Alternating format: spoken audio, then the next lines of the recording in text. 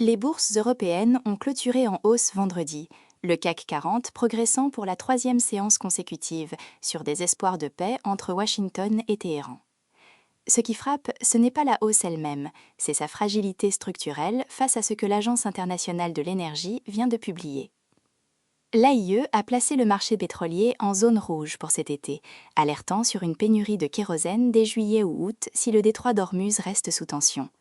Or, le CAC 40 continue de monter comme si cette menace était déjà résolue.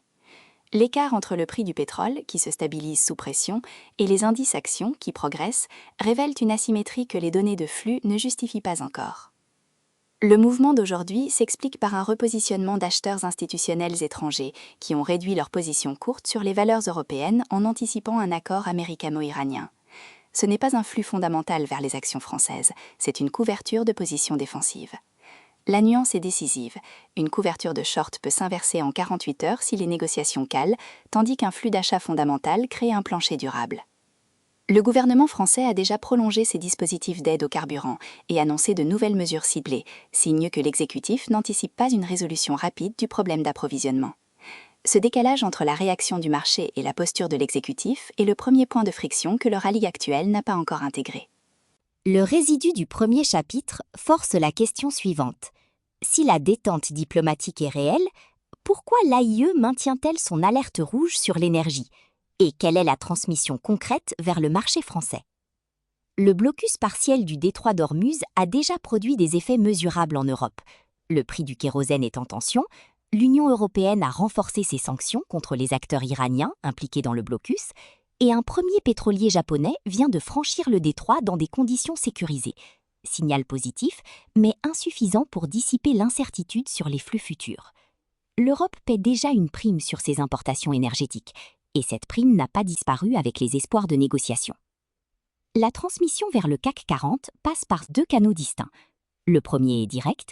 Les valeurs pétrolières et parapétrolières cotées à Paris répondent mécaniquement à chaque variation du brut, et la stabilisation du baril en fin de semaine a allégé la pression vendeuse sur ces titres. Le second canal est indirect, mais plus structurant.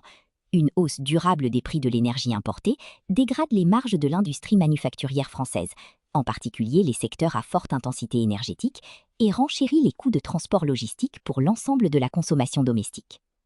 Ce sont les institutionnels domestiques, assureurs, fonds de pension, qui ont absorbé les vendeurs retail sur les valeurs industrielles exposées à l'énergie cette semaine, selon le mouvement des cours observé en séance.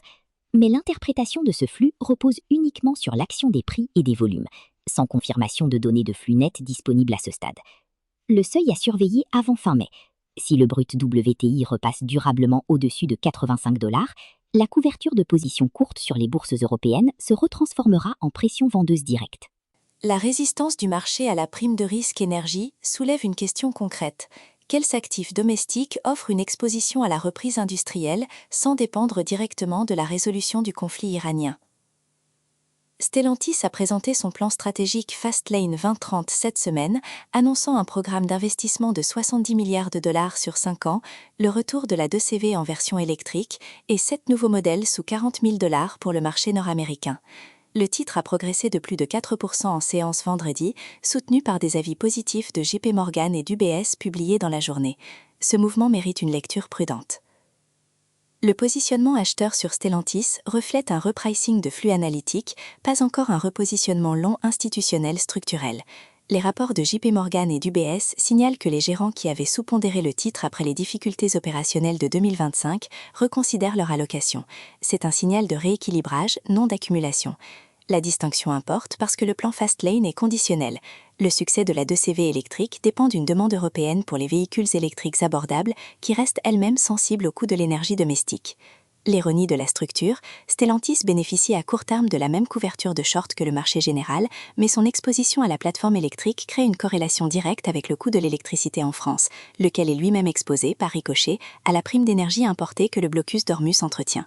Le rallye de vendredi sur Stellantis et le rallye du CAC 40 sur espoir de paix reposent donc sur la même condition non résolue.